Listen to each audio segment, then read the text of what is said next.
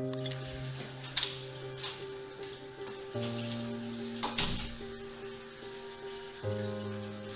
mo nga yung mata mo. Puro kabagsak. Wala ka talaga matinong ginawa sa buhay mo. Ba't di naman tulala yung kapatid mo? Mas mabuti pa siya. Hindi pinapakakita ulo.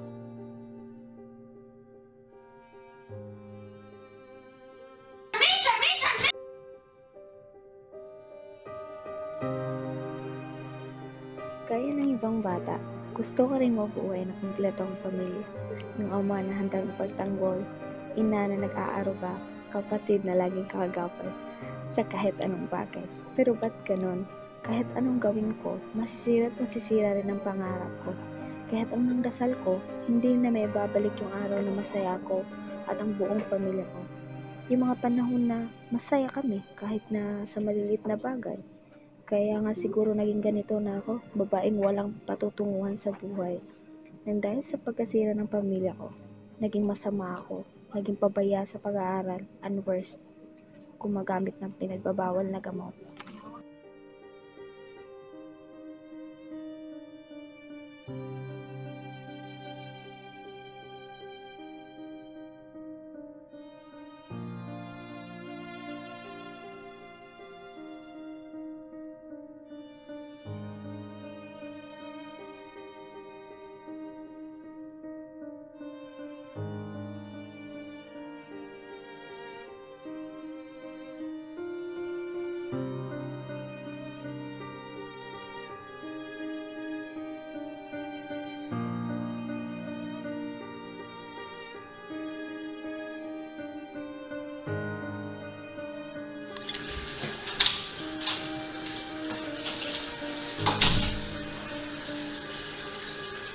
Tignan mo nga yung mata mo. Puro kabagsak. Wala ka talaga matinong ginawa sa buhay mo.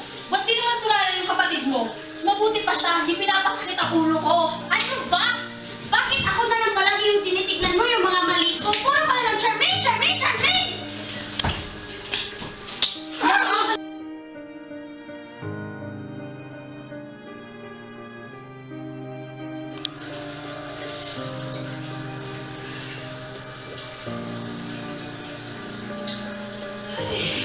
Yaya, tubig! Are you okay, Mom? Yes, I am. Don't worry.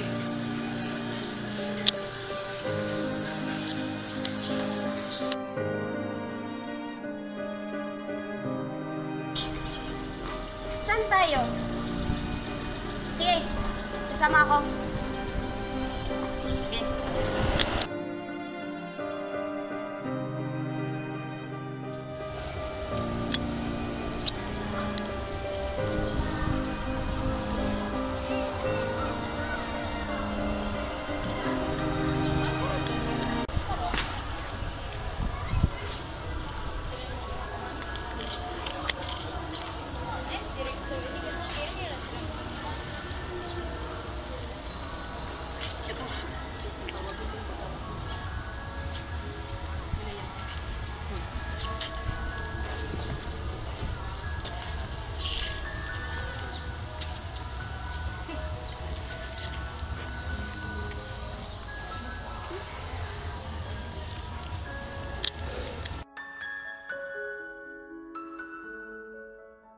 Yung mama ko.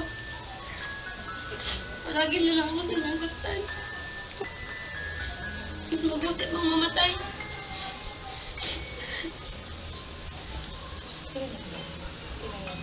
Okay lang yan. Uminom ka na lang. Iinom mo lang yan.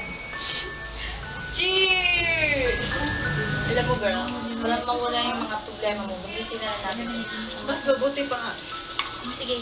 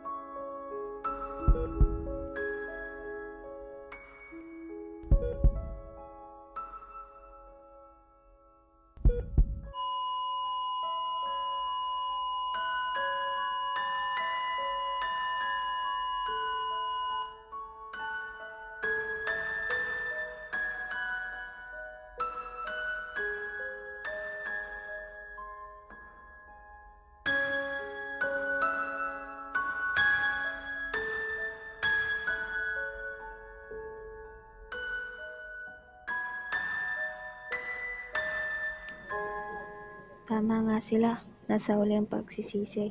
Kung kailan gusto ko nang magbago, doon ko din nalaman ang aking kalagayan.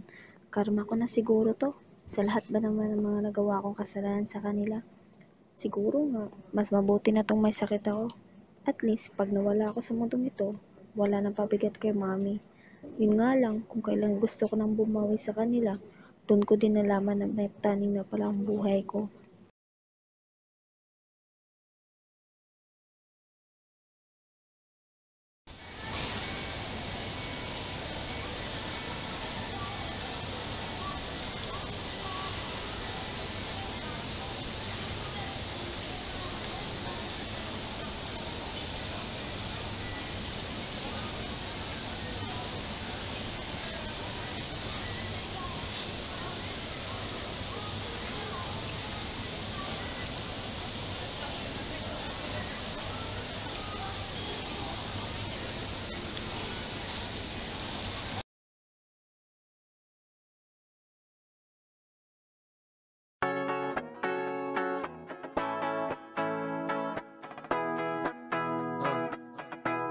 Clap your hands with me.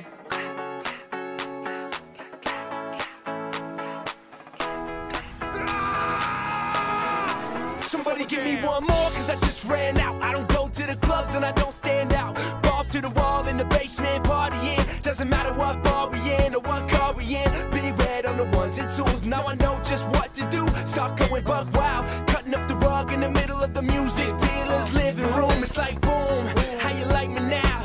Fans do the wave, so I surf the crowd. Speakers blown cause we get so loud. Never sell out, but our show sold out. Get 'em like, hey, getting torn up in the middle of the day. Radical something, you know what they say. Once you get a little taste, then you never be the same. Right up.